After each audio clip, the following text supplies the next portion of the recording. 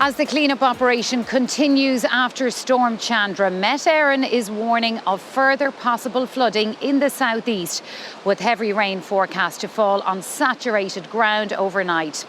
A 24-hour status yellow warning has been issued for 5 counties in the region from midnight tonight, including County Wexford, which bore the brunt of this week's intense rainfall and left large parts of the town of Enniscorthy here underwater.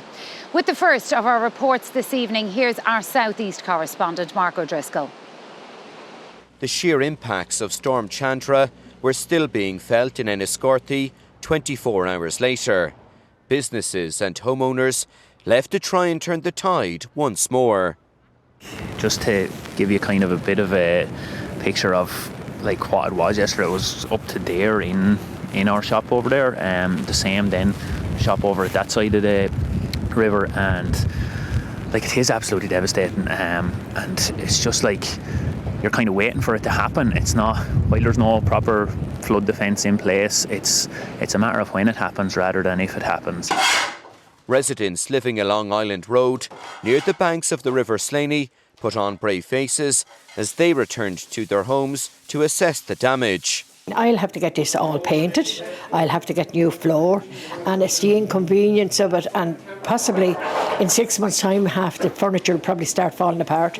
We had a bit of a chance to move things that'll be sentimental value for my mother, like pictures and things, ornaments that are handed down and whatever. So just total devastation. She's 84 years of age. It's just hard. The business community also determined to reopen their doors, some knowing it would cost thousands just to start trading again. We were literally running for our lives. We made it out alive. There's the good news. The bad news is we're returning. This is the carnage. There is no plan B. We lost our flood cover clause from our insurance policy in 2000, and we've been paddling our own canoe ever since. With another rain warning due to come into effect for the southeast of the country tonight, it's hoped that growing fears won't be met with rising water levels once more. Well, Taoiseach Micheál Martin said that people struggling with flood damage in their homes are having a soul-destroying experience. Householders and business owners whose property was damaged by Storm Chandra are being encouraged to apply for the emergency response payment. This was the scene residents of Grange Park Road in Rathfarnham woke up to yesterday morning. The owners of this newly renovated house that they moved into Christmas week found their downstairs flooded with water. This morning the clean-up operation was underway on a road where dozens of homes, gardens and cars have been severely damaged. You know, one of our cars is gone. Garage is flooded out of our back garden, so we now have water underneath the floors, so the house stinks, and it's going to probably take us a couple of weeks or months to get that dried out. We're sort of disgusted. You know, this road has flooded in the past, but you know, this was 2 feet higher than anything previously. Adding to local frustrations here is the fact that there's actually flood relief work going on just a few hundred metres away, but it's been going on for some time and it's not clear when it's going to be completed. The heavy rains that were up the mountains created the problem, and it came down obviously into the urban areas here in the big surges that were very hard to control and very hard to predict as well. So since that has kind of been firefighting a little bit. That scheme has been in the pipeline for a number of years. Unfortunately, it went through a judicial review a number of years ago, which really delayed the delivery of the scheme by about 3 years. The scheme is due to be complete within the next 12 months, I believe. And that's when we hope we'll never see this like happen down here in Grange Park again. In Aughrim in County Wicklow, residents of the holiday village have also had their lives upended by Storm Chandra. Just the suddenness of it, Samantha, was really the thing that I could not believe how quickly it happened. Devastated about it, really, because my husband has just gone, not that long ago, 18 months ago, he had open heart surgery and he had a stroke after that. And we were beginning to get our lives back, and now this happens. So we've had a difficult few years, to say the least, and we were hoping 2026 might be a little better. Their focus now is on recovery and rebuilding and hoping that further rainfall doesn't wreak more havoc here. Samantha Library, RTE News.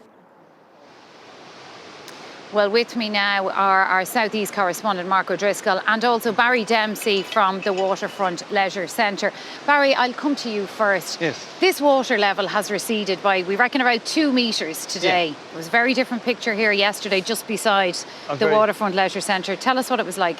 Yeah, no, the waterfront, we are right on the bank of the river, as you can see, just behind us.